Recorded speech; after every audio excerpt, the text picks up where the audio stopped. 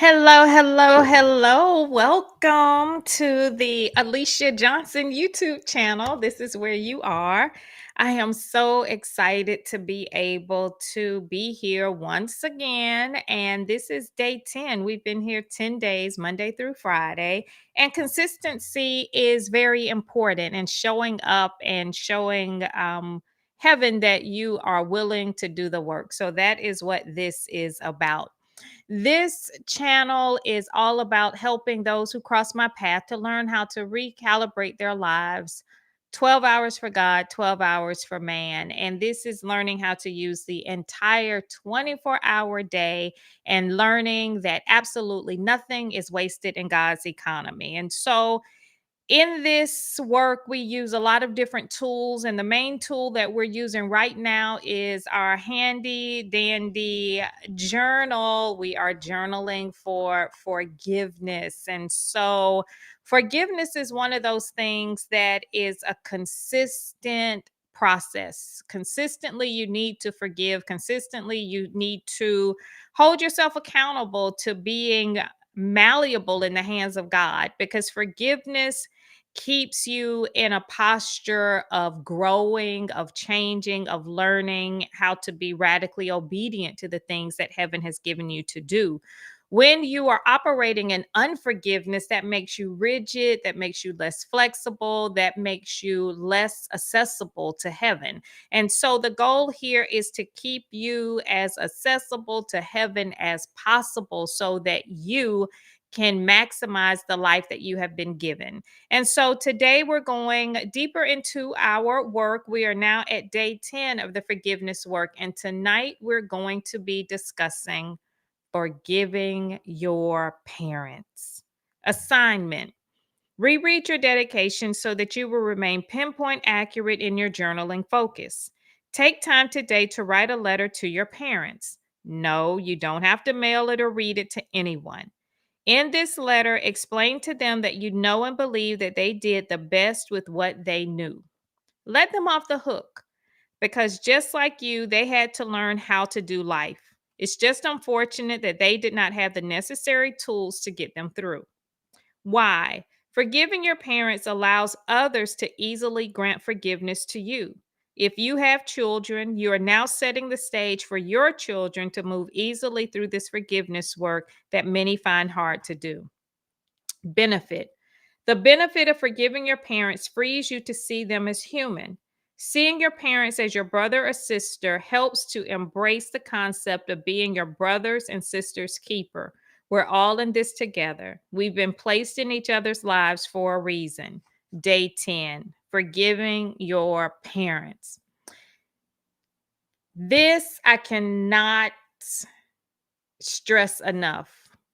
If you have anything against your parents, let it go.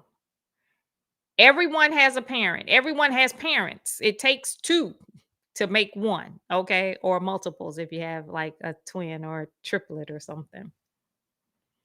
But you can't be here on this planet without having parents. Now, the conditions surrounding your birth, that's up for grabs. Everyone has a different entry point. Everyone enters into this world in different ways. And along this life's journey, I'm sure that at some point, everyone has the opportunity to be offended by something that their parents have done, or many things that their parents have done.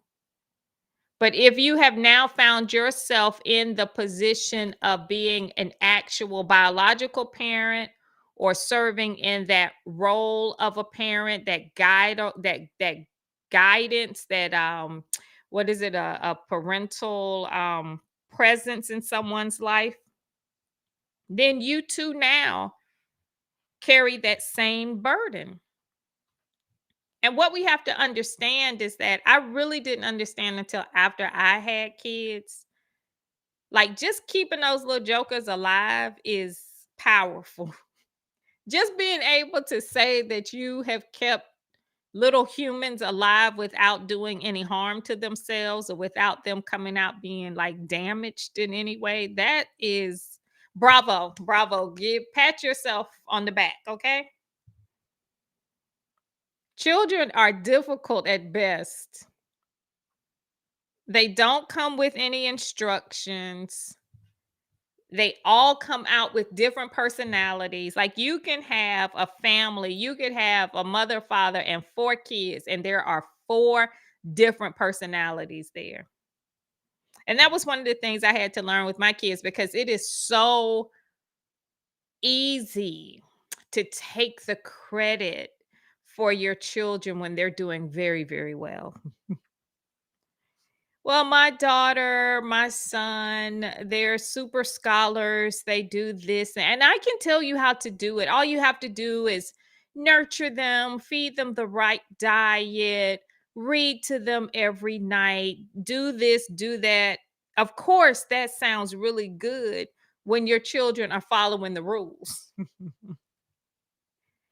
And your kids can make you look real good, or your kids can make you look real bad. I had one child that made us look like super parents, and then another child that made us look like crackheads. So at some point, I had to come to the conclusion that God, these are your children. I was merely a vessel. I am not going to take the blame and I'm not going to take the credit. You can have it all. And that's a very humbling place to be as a parent. And you have to understand that if you are having to forgive your parents for anything, you also have to bear the responsibility of understanding, like, what kind of child were you? Were you a difficult child to raise or were you a very easy child to raise? Sometimes I was sweet, sometimes I was sour. It all depended.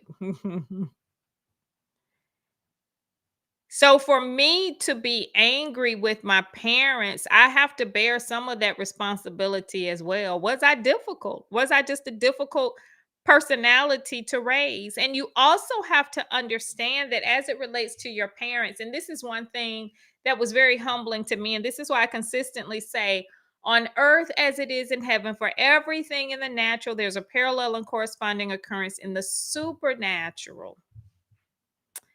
I truly believe this in my heart of hearts. And I because our spirits are eternal, like our earth suits, that's I love Tony Evans when he said that. I was like, I love that. Um these are earth suits. These are our, these are our earthly garments that we're wearing to house our spirits, but our spirits are eternal.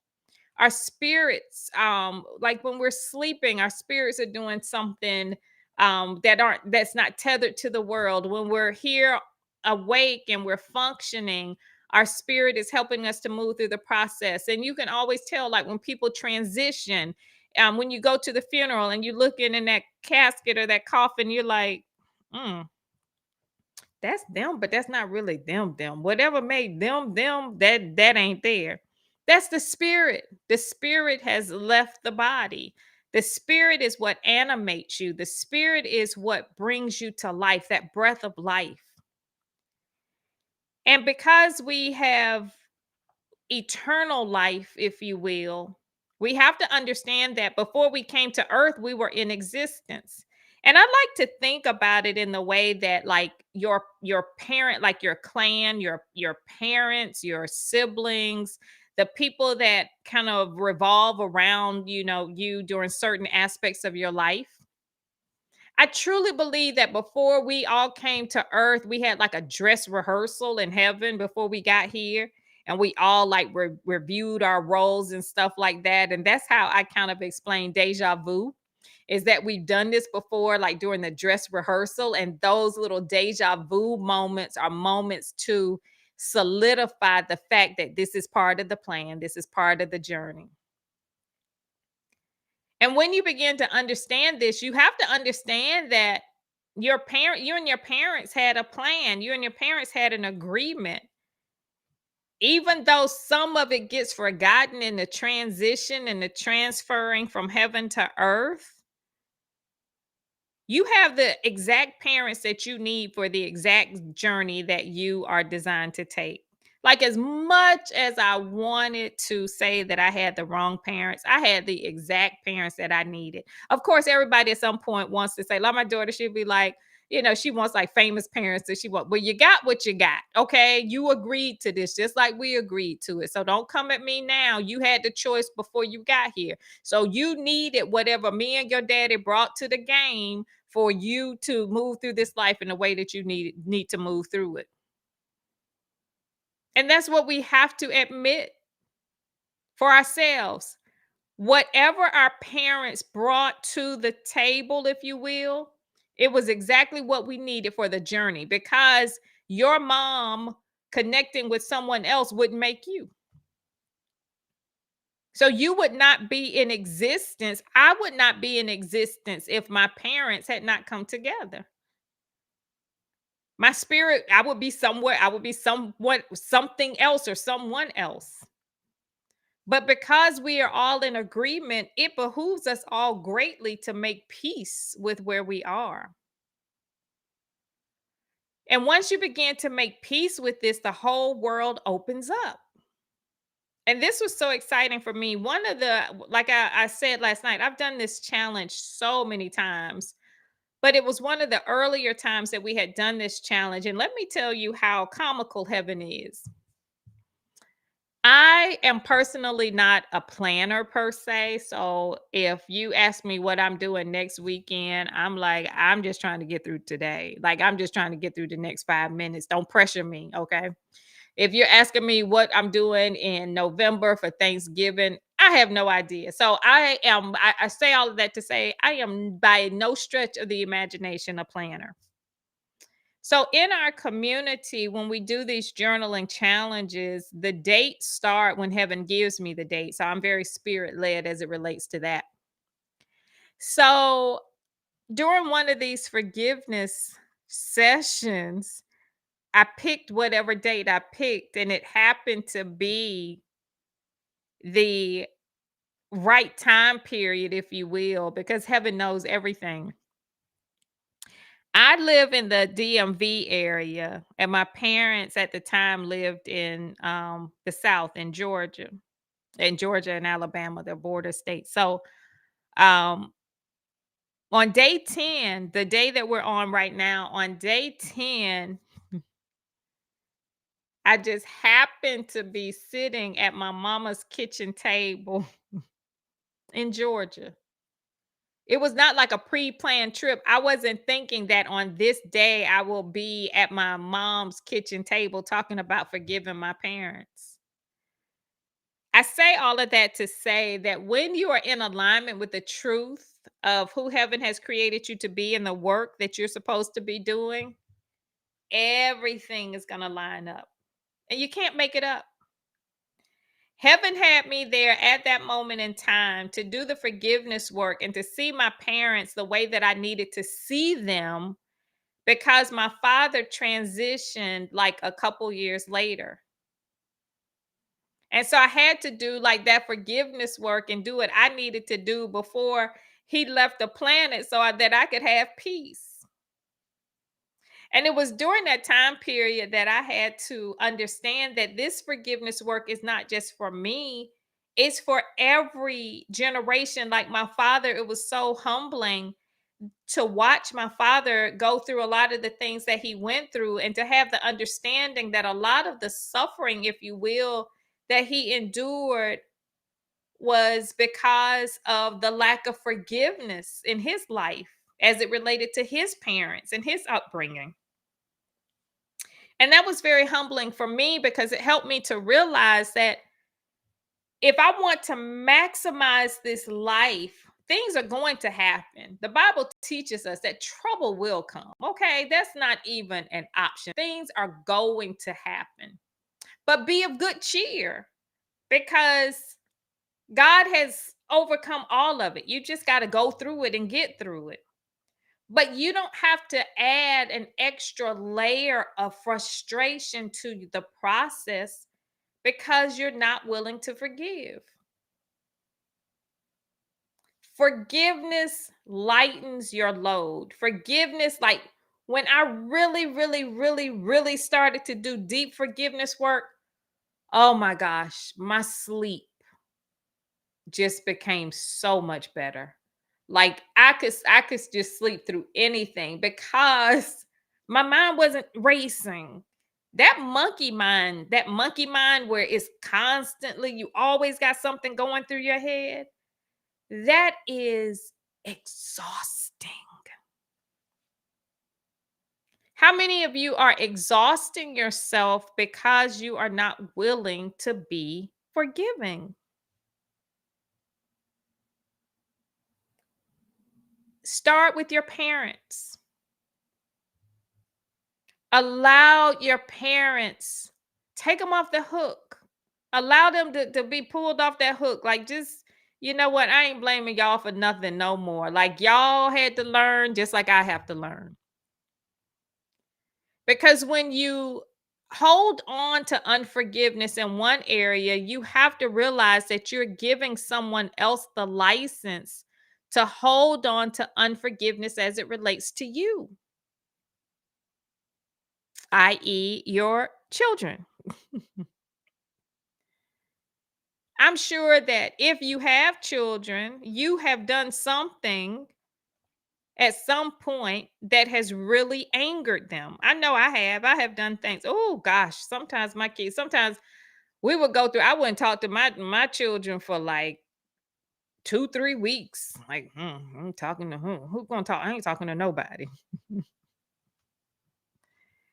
But heaven began to help me to understand that the quicker that you learn to forgive, the quicker you will be forgiven. What is that saying? Quid pro quo. What's in it for me? Everything. Everything is in it for you.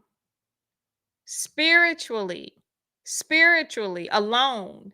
Forgiveness gives you the opportunity to connect with heaven at such a powerful way, in such a powerful way. Like connecting with heaven after you have forgiven, it just like illuminates everything. You hear better, you see better, you process better, imagination is enhanced, creativity is expanded. Mentally, you're able to learn more, you're able to process more, you're able to make stronger connections, you're able to bridge the gap between heaven and earth more seamlessly when you are operating in forgiveness. And physically, when you're operating in forgiveness, you don't have to keep your head on a swivel and looking out and watching your back and paying attention to all the competition and I know the last time I did this, they did this, and the last time, so I gotta watch my back. Come on, that's exhausting. Forgiving your parents is going to give you the opportunity to really extend and to redeem more time. Because when you begin to understand, like your parents, we're all here for a limited amount of time. And our parents are very much a part of our process. And they're very much a part of the stories that we share. They're very much a part of the essence of who we are. And by forgiving your parents, you open up yourself to create even more memories. How many memories, how many wonderful stories are you missing out on by being angry with people? I ain't gonna even talk to them. I ain't even going in that room. I don't even. And then, when the time comes, when the transition time comes, and those are the people who cry the loudest. Oh, why mama gotta go right now? Oh, why she gotta leave like this? If you didn't have a good relationship, then that transition is going to be devastating because there's so many unsaid words. There's so many undiscovered treasures. There's so much that was missed. So it's not just with your parents. Think about your children. You want to give your children everything that you have available by way of parenting, doing good parenting. Most people think about just leaving like the money and the legacy and the things that they've done. But a story can go a long way. Like a good story, like if I don't have anything else from like material things, they crumble, they get broken.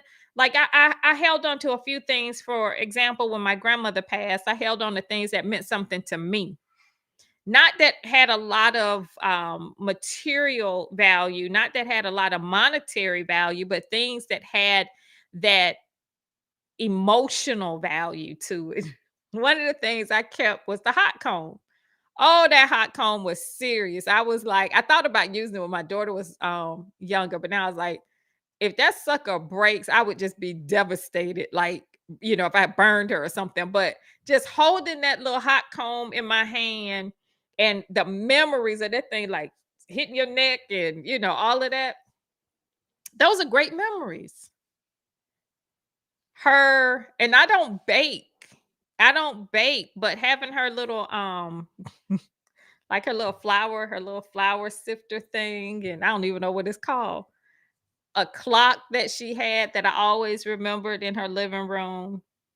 But above and beyond that is all of the good memories.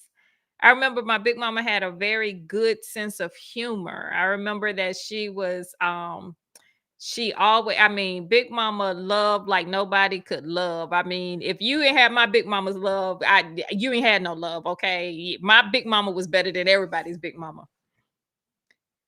But that was only available to us because my mother and her parents had a good relationship. Now, on my father's side, that was a different story because even until his mom passed, we called her by her last name. It was like Miss, last name, Miss Grandma. And that was because they never really healed their relationship. So we really don't have a lot of memories of her. We really don't have a lot of those warm, fuzzy memories. And that part of that legacy, if you will, kind of died because I don't have any stories to share with my kids about that part of their family or that part of my family. See how we still got some forgiveness work to do. I don't even, it's like that part of their family, my family. So pay attention to how much you are missing out on by not forgiving your parents or your parents forgiving their parents.